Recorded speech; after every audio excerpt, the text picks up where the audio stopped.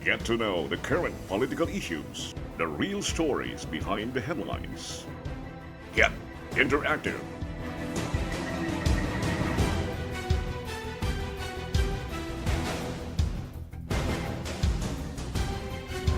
My Politics with Barrit. Only here on My TV Cebu.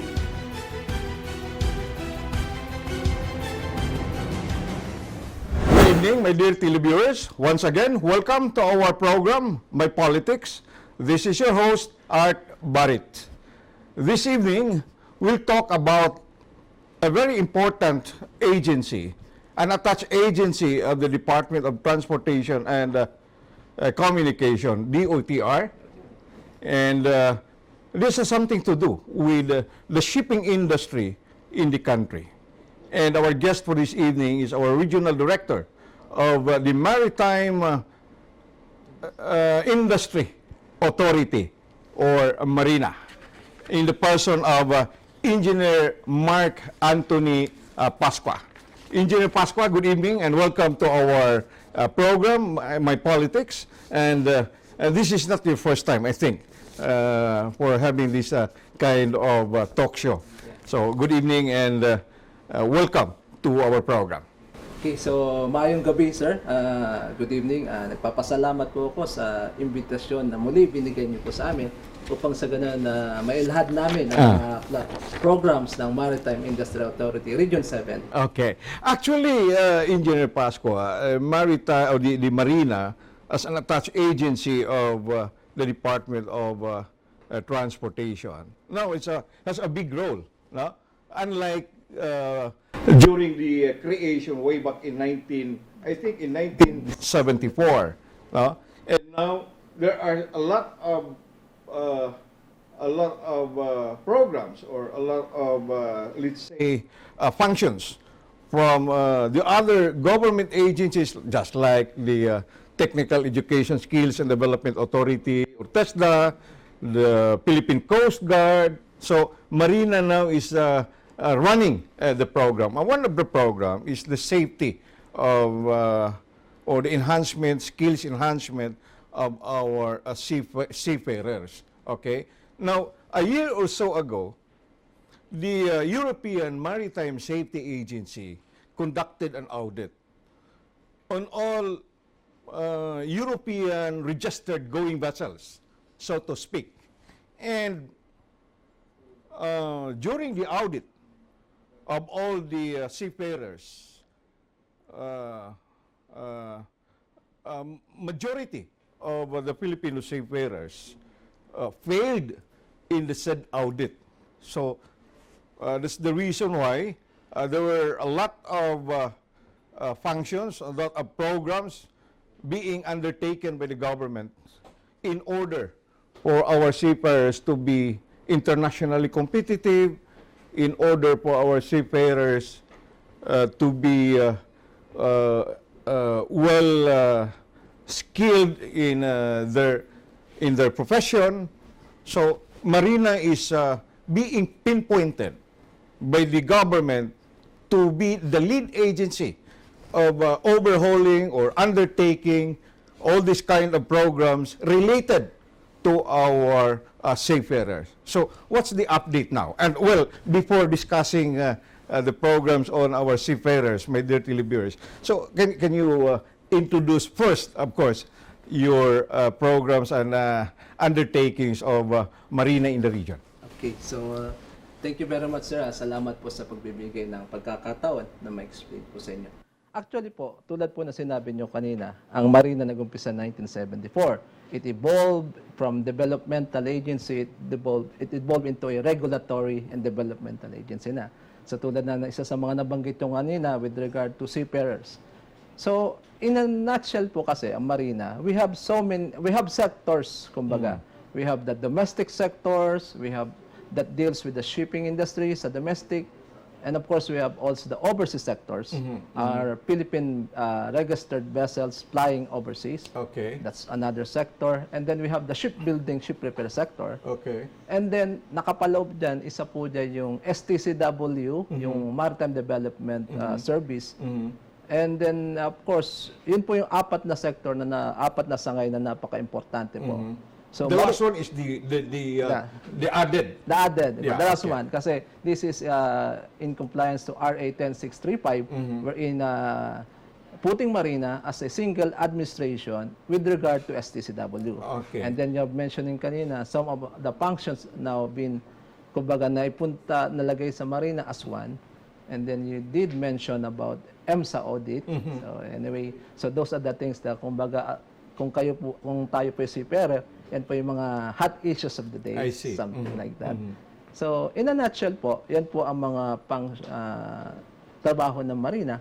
But here in region, we are the one implementing some of the policies that the Marina Central Office, kumbaga, nagawa, na ibabayan, na cascade kami naman po ang trabaho namin.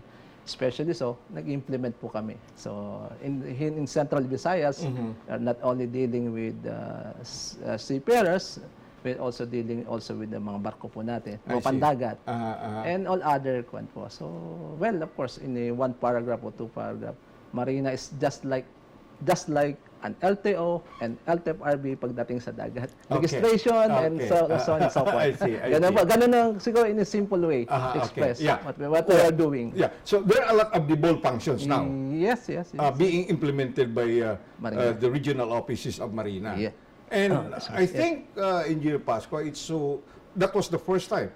I just heard and I just read in the newspaper that the first exam taken or implemented by the agency, by Marina, for the first deck and engine licensure exam. It was transferred, or it was held here in Cebu, and that's part of the devolved functions also. Instead of having the exam in the National Capital Region, so for the Visayas and Mindanao takers, it will be held in the region. Yeah. Tama po yun kasi when you think of the examination per se, dati po kasi sa Manila lang.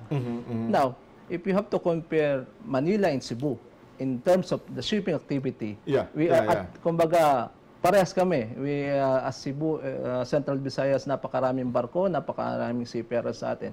So, ang Marina po, nagpababa ng kautusan na ang examination ay dapat magawa na rin sa Region 7 sa Cebu. Kasi Cebu is at parehas, equally important na region yan as far as shipping is concerned. Okay. Kumbaga, so yes, we did the first examination. I see. Here in region, tayo po nanguna sa lahat ng region. Then, pero as an update for Cebu, yes, and also Davao, nag-examine na. So, meron tayo sa Visayas and Mindanao. I see. And then, later on, lahat po ng mga region ay magkakaroon na rin po ng, kumbaga, mag-examine na rin doon ang mga ating mga mandaragat, ating mga seafarer. So, instead of the takers going to Manila, yes. maybe those from Mindanao will just stay here in Cebu and take the exam, something like that. Yeah. And the commissioners or our what we call this, our board of examiners, something like that. Actually po, yung mga taga Mindanao, pwede na rin sila mag-exam sa Davao. Mga taga Visayas, pwede na rin. Just to give you some updates po, kasi dito sa Region 7, ano ko na rin po, monthly nagkakandak tayo ng examination. I see. In particular, what field or what examination? Para sa mga magiging OIC and then sa mga opisyal, meron din po. This August, sa latter part ng August, 1 week po yan, meron tayong examination sa deck and engine. I see. So, approximately, kung halimbawa may mga 500 examinees yan.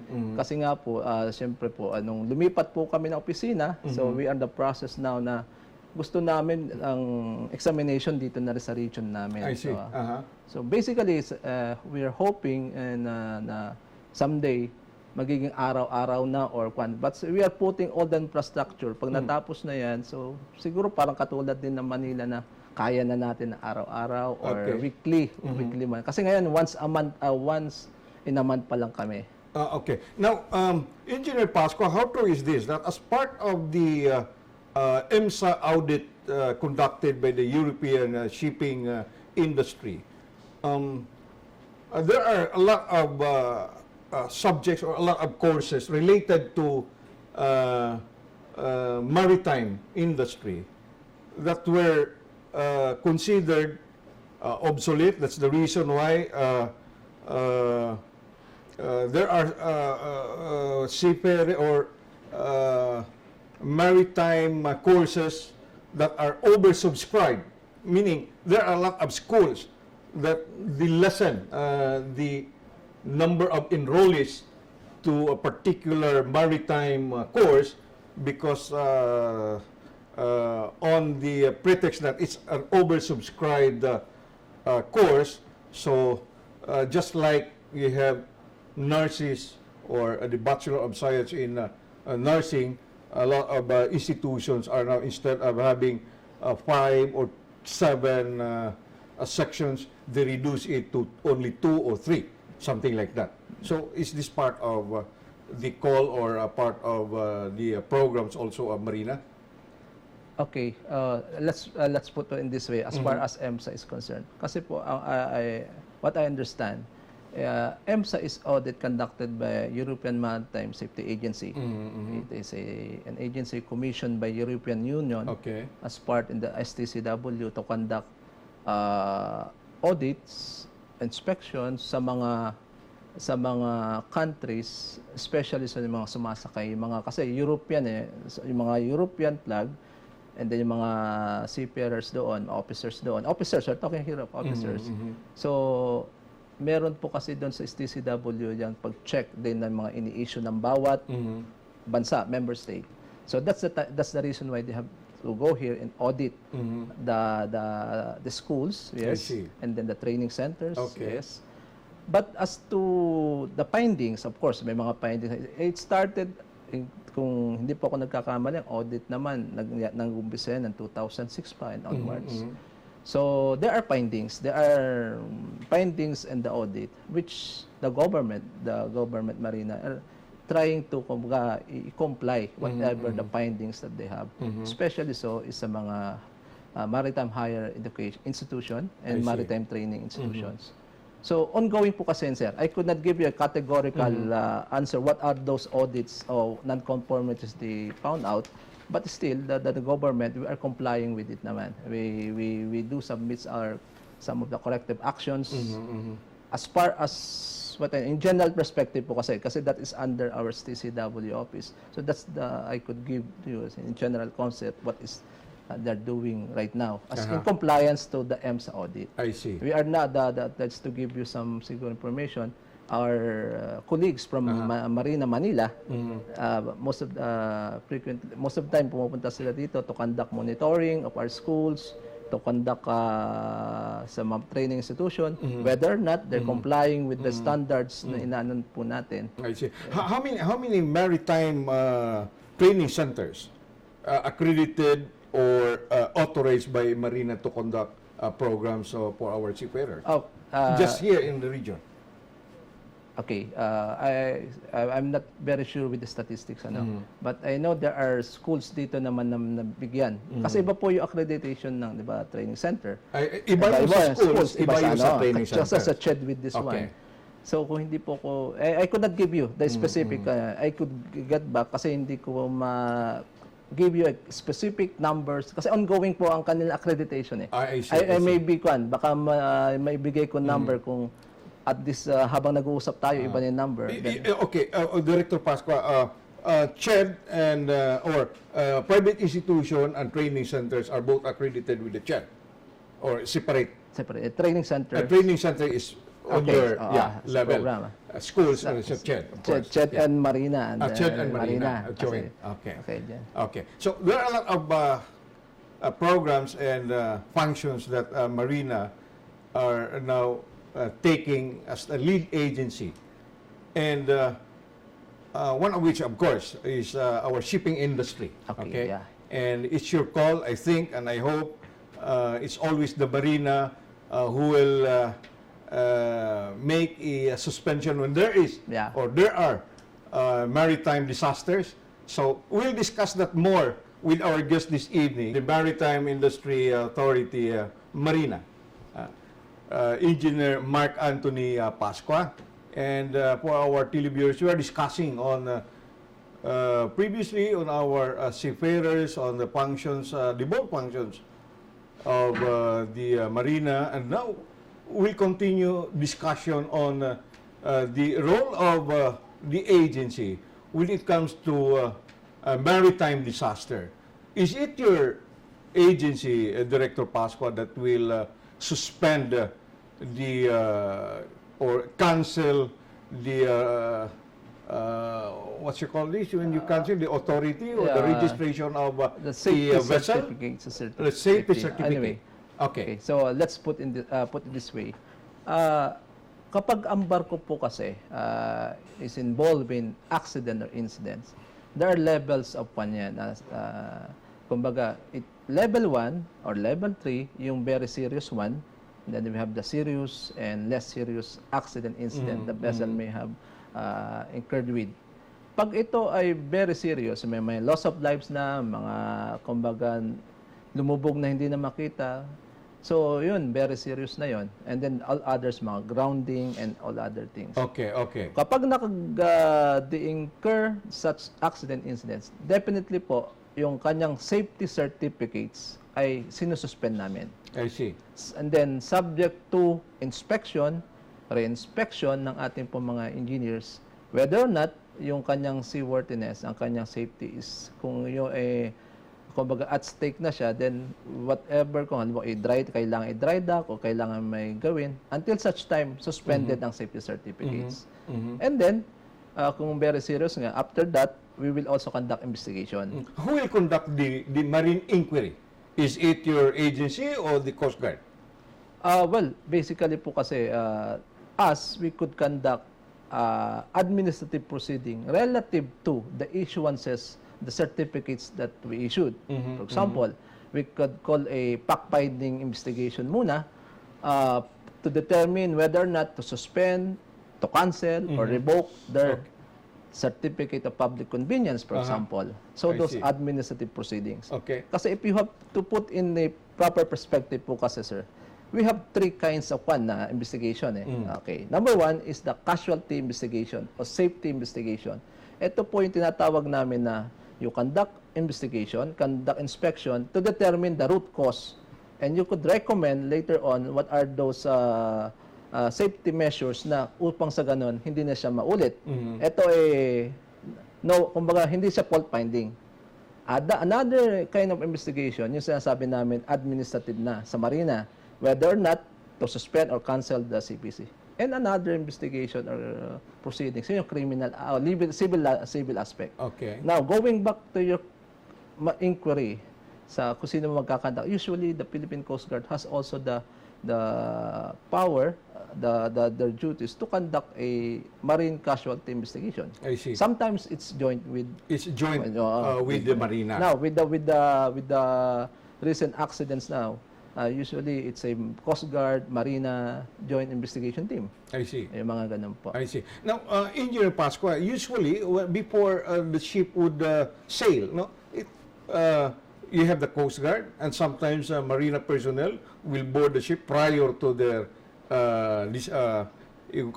prior to Departure. the departure, something like that. But most likely nowadays, it's just the Coast Guard. Yeah, actually, that's right. Totoo po yun. Kasi ang pre-departure inspection ay nandun po nakapaloob po yan sa mandato ng Philippine Coast Guard. I see. Sa pre-departure. Now, ano po yung inspection namin? Ang inspection namin is relative to issuance of safety certificates. Yun po yung yearly.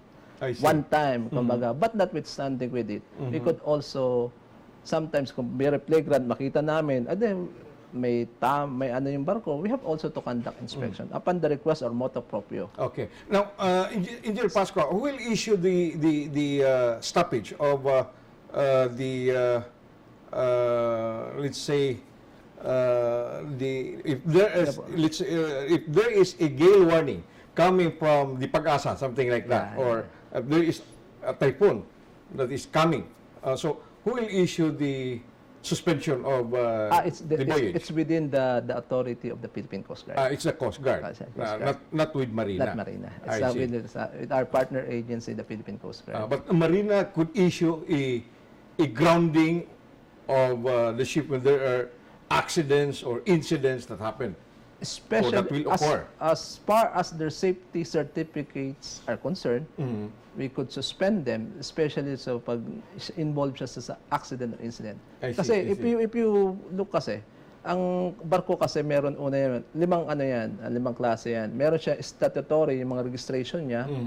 Meron siyang safety certificates and meron siyang CPC. I see. What is suspended here is yung safety kasi there's a question now to its integrity and seaworthiness. That's why, lalo na kung na-aksidente, that's why we suspend the safety certificates. Okay, now, Director Pascua, talking and discussing about seaworthiness, talking and discussing about the safety of our shipping industry in the country.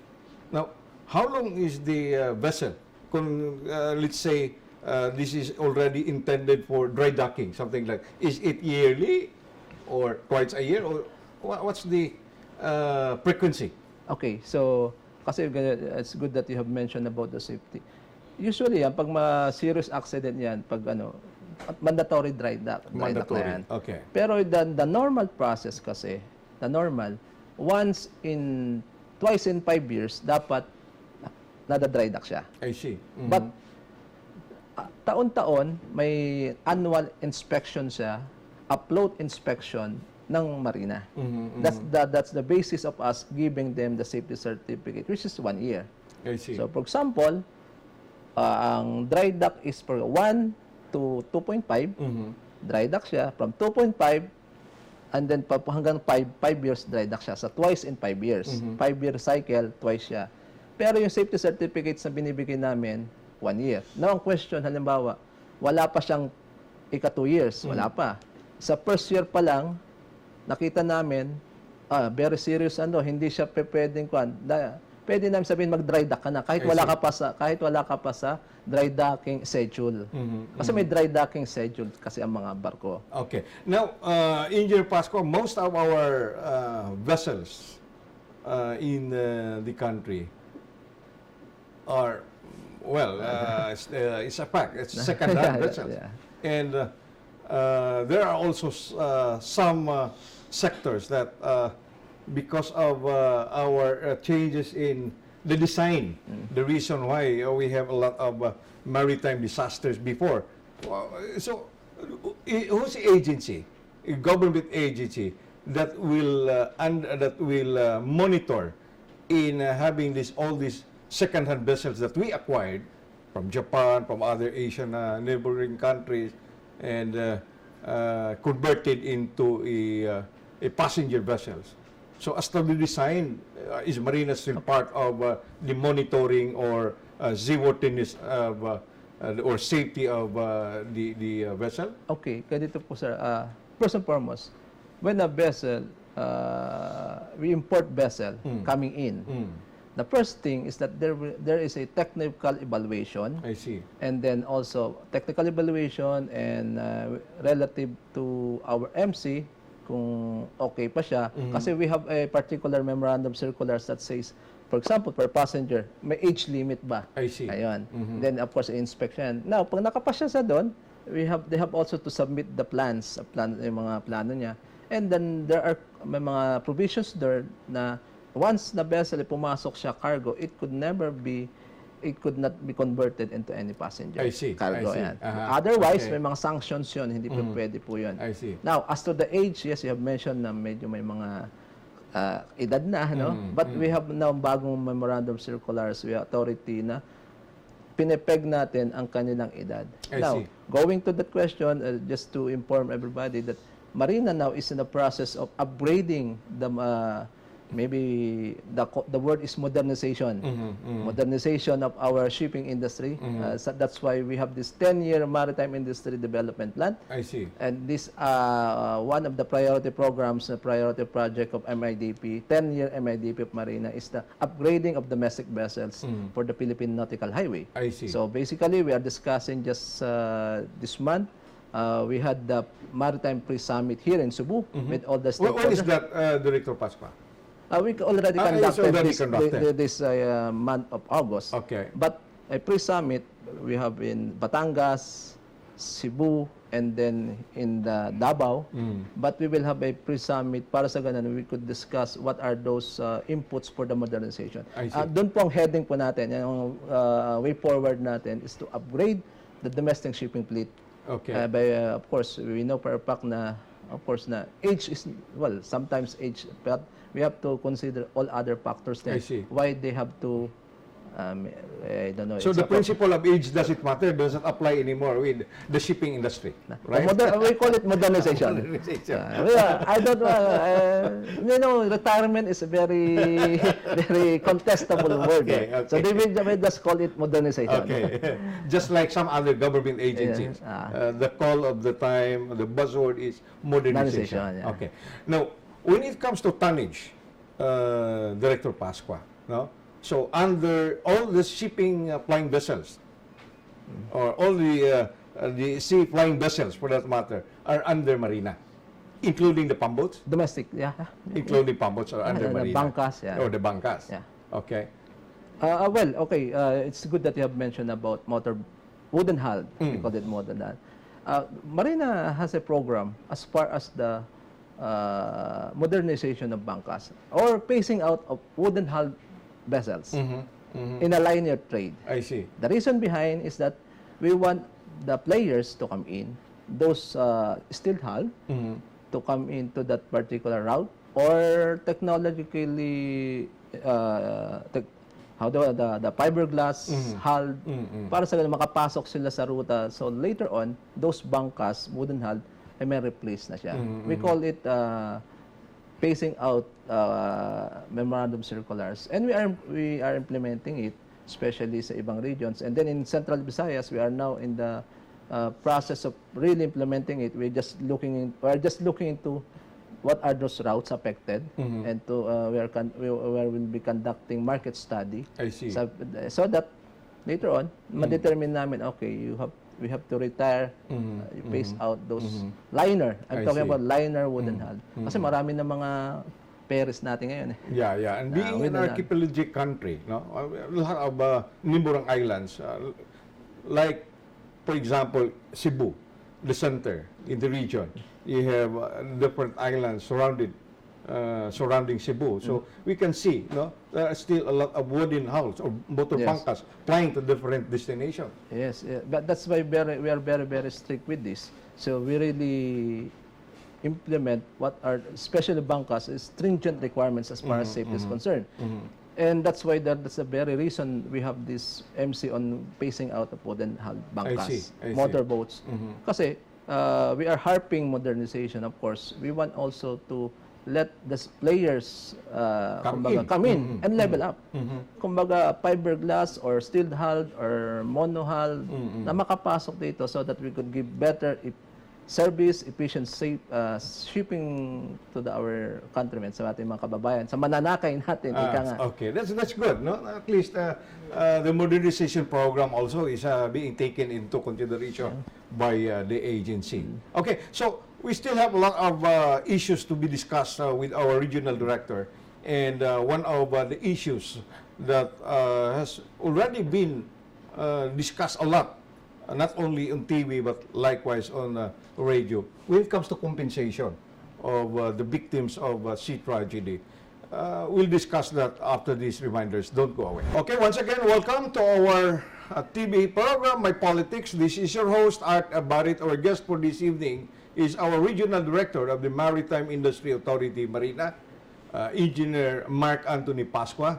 And we'll be discussing now on the programs being undertaken, or the programs that MARINA is giving to the public. And for this program, you can watch also on Sky Cable Channel 30 and also at livestream.com/mytv30 on air. And Director Pascua, so could you share to us, give us some insights on the role of MARINA? Because I've said earlier, as I've said on our first segment, that MARINA has a bigger role as far as not only in the shipping industry, but likewise related to all maritime activities. Yes. Thank you very much, sir, for that, giving me that opportunity to to give emphasis more, ano bang role namin dito sa Region 7. Now, for one, ang amin po kasi mandato ngayon, given the instruction from our administrator pala, si aming administrator, Narciso Bingson, that we have to concentrate more on we have this maritime safety framework. Sa regional office, pare-pares po kami niyan. And one of the five lines of effort that we have is that, number one, we have to concentrate on intensified campaign on safety awareness. Okay. And that is, and then intensified campaign, then strengthen the safety standards, effective enforcement, risk management, and IT. Now, we are zeroing in the maritime safety intensified campaign. Just for the information po, we have a good rapport coordination with the Philippine Coast Guard, the Department of Tourism, and all other LGUs. And then for the information din po, just this year, we conducted 5 mobile registration, mobile safety campaign, number in Bohol, that's the one in Panglao, dito sa Ulango, 2 beses po kami dyan sa bandang Mactan, and we have also sa taas, sa Santa Fe, and Moalboal. So basically, we are concentrating on those wooden hull na mahirap ma-reach out. What we did is we asked them na pumunta, mag-legalize, mag-registration, so that, and then we inspect all their vessels. Kasi most of the problems, most of the incident accidents, emanate sa mga maliliit eh. Mga maliliit. Lalo na hindi mga makita. bangka. Hindi makita. So, we are intensifying the campaign, the intensified safety awareness campaign sa mga dito sa mga bangka. And then, sabi namin, you go there so that ma-legalize kayo kasi maraming colorum. So, yun ang kampanya namin as far as may watch dito sa atin po. I am anchoring on safety. Even sa mga ship owners, sa mga malalaking barko dito, I'm always harpering, I'm always giving them my policy is safety. I see. So, my direction, my policy as being the regional director is anchored in safety Now, in all aspects.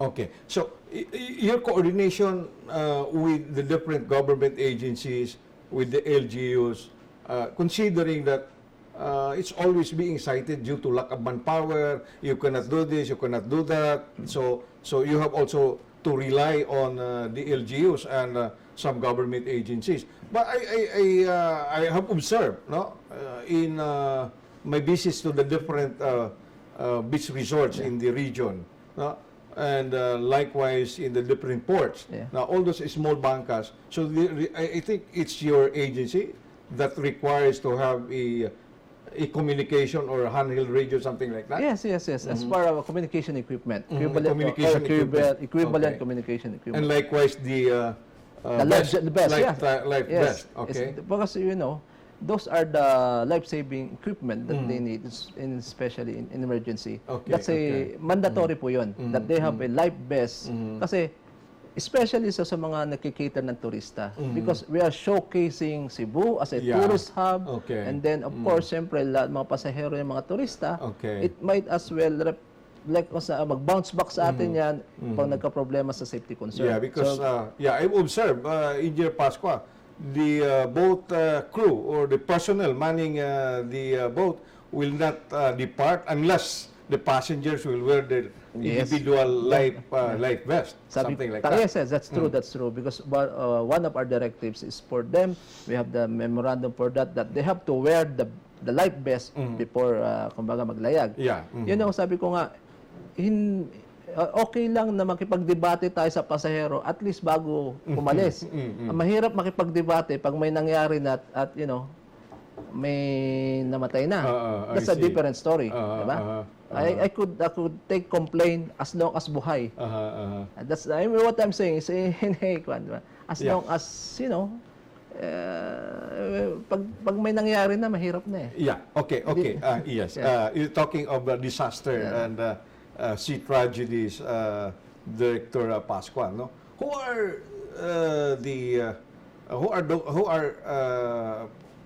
kumbaga passengers that can be compensated by the company when it comes to disaster? Okay, ganito po kasi sir, sa mga company and even sa mga bangkas, we require them prior to issuing giving them a certificate of public convenience, a passenger insurance. Okay. So it's sa ating pong regulasyon, at least Ang coverage niya 200,000 per unnamed passenger. Okay.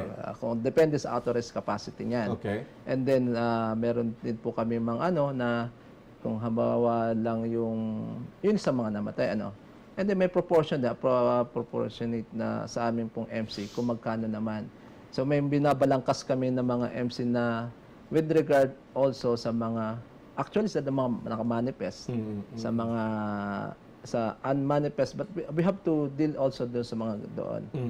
Kasi sometimes kasi sa manifesto sa insurance kasi for purposes of claim, what are those being in the manifest? But the passengers are listed in the manifest, and then the body cannot be found, so the insurance will not pay. That's the problem. Kumbaga, sumobra siya so there's something wrong. There's something wrong. Kasi, as the authorized capacity, dapat ang nakasakay doon, match ba sa authorized capacity? For example, kung 100 yung authorized capacity, ang passenger insurance coverage, dapat 100 unnamed passenger. So, kung baga sumobra sa 100, ibig sabihin, may sobra yung capacity nun. Yes, Director. Are there instances, or is there an instance wherein Coast Guard or the MARINA personnel would not allow the departure of a vessel because the passenger listed in the manifest sumobra sa capacity niya? Something like that. Let's put it this way po. Ang aming pong safety certificates kasi, may nakalagay doon authorized capacity. For example, kung nakalagay dyan 100 lang ang allowed, ang capacity, 100 lang dapat ang nandun na tao. Kung baka bilang yan, ulo. Yeah, including yung mga crews. Crews, different yan. Kasi may number of crews yun. I see. But the passenger, authorized passenger, yun lang po dapat. Plus yung crew. Okay. Plus yung crew. So, it's But sumobra. Pag sumobra, it's a no-no yun. Hindi pwedeng sumobra yun. We will have problem with that. Kasi otherwise, pag may nangyari, kumbaga sa passenger, sa insurance cover niya, yun lang Because most, mga kamag-anak ng mga kapitan, kamag-anak ng third mate, or they just, okay, you just stay in our cabin. Or after the inspection, wala na yung Coast Guard, wala na yung taga-Marina, pwede na kayong makapunta doon sa mga kaibigan nyo. Okay, we could do as much lang, Marina, Coast Guard. But once na umalis na, it's still, the ship owners has the overriding responsibility as far what the safety is concerned. Okay. Kami lang, nag-check kami nandyan. Pero, the bulk of responsibility is still with the owner. They have to, kasi just to give you some point, sir, the shipping company, they have the ISM, what we call that, International Safety Management. At sa ISM nila na yun, nakapalood doon yung responsibility nila na as to the operations nila, number of vessels, meron silang self-regulation, self-policies. Kasi as far as the regulators are concerned, pag sumobra ka dyan sa authorized capacity, no sale po yun. Okay. Otherwise, bawasan mo. Yeah. Okay. As far as safety of the passengers, safety and seaworthiness of the vessel. Now, when it comes to international conventions, Director Pascua, what is our participation or level of participation to the International Maritime Organization? Okay. The Philippines is a member of the International Maritime Organization, a member state. And we do ratify some of the international convention. Okay. So, kasama po yung 5 pillars pa yan, is SOLAS, safety of life at sea. And then we also are signatory to MARPOL, marine pollution. Okay. And then load line. So we are part, being a member of the IMO, we are part of international organization, and we do ratify to some of the regulations there. And just for the information din po, this year, last year I mean, we ratified the MARPOL Annex 6, also some of the conventions in the MARPOL. Nag-accede tayo doon. And then, of course, may enabling law naman ang dapat gagawin for the effective information. But we are very active. We are very active with as far as International Maritime Organization is concerned. Especially so kasi sa STCW, we are number one, kumbaga sa seafarer na nagpapadala sa abroad. So, Okay. Now, one is talking of MARPOL, maritime pollution, when you see ship anchored or berthed in different ports in the country, you see black smoke before the departure of the vessel. And then a guy from the port area will call, oh, you're the DENR, you call DENR because it's pollution. No, it's the MARINA who is taking, or a lead agency that is taking care of those polluted vessels. Because as of now, until now, we are still using the bunker fuel. Okay. Ano po kasi, under MARPOL is ship source pollution. Diba? And then under Annex 6, the Air Pollution Act. Kumbaga sa sulfur oxide, we are just to inform the implementation ng 0.5 cap sulfur cap. Sa mga air po kasi yan, sa ano yan, sa mga produce yan. Yes, we have to we let them comply. Kasi signatories tayo doon. Yeah, exactly. Yes.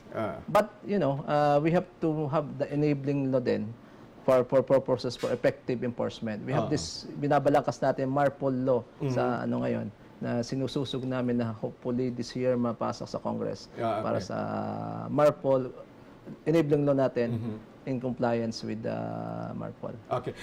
Director Pascua, is included yung oil spillage, no? On the concern of the MARINA. Yeah, kasi pagdating sa sa search and rescue kasi sa Coast Guard has also participation din. Coast Guard is part also of that. Kasi sa MARPOL, you have the 6 annexes naman yon. 5 is garbage, 4 is sewerage, 6 is air pollution, oil 1. Right. So, sabi ko, coordination between Philippine Coast Guard and MARINA. I see. But on the overall, the Philippine government ratified the convention on MARPOL. Okay. Now, your message to the public, Director Pascua, your parting statement as far as your agency is concerned. Can you assure that the safety and seaworthiness of our vessels? Okay. Magandang gabi po uli. Sa MARINA po, we will give our best upang sa ganun matugunan ang lahat po ng mga concern, especially sa mga barko, sa mga seafarers, at sa aming pong serbisyo. Kumbaga, we are public servant, so we want to give our very best na ma-actionan lahat po ng mga concern dito po sa Region 7, and particularly Cebu. So, Director Pascua, thank you very much for your time and to be our guest in our weekly TV show. And thank you for sharing with us your insights as far as MARINA, your agency is concerned, and one of the best agencies now in the region, considering that every year we have a new labor entrance coming from the different colleges and universities as far as our new graduates for any maritime courses. So once again, we'll have more on our program, another guest maybe from another agency. And this is your host, Art Barrit of My Politics. Thank you very much, and good night. Bye-bye.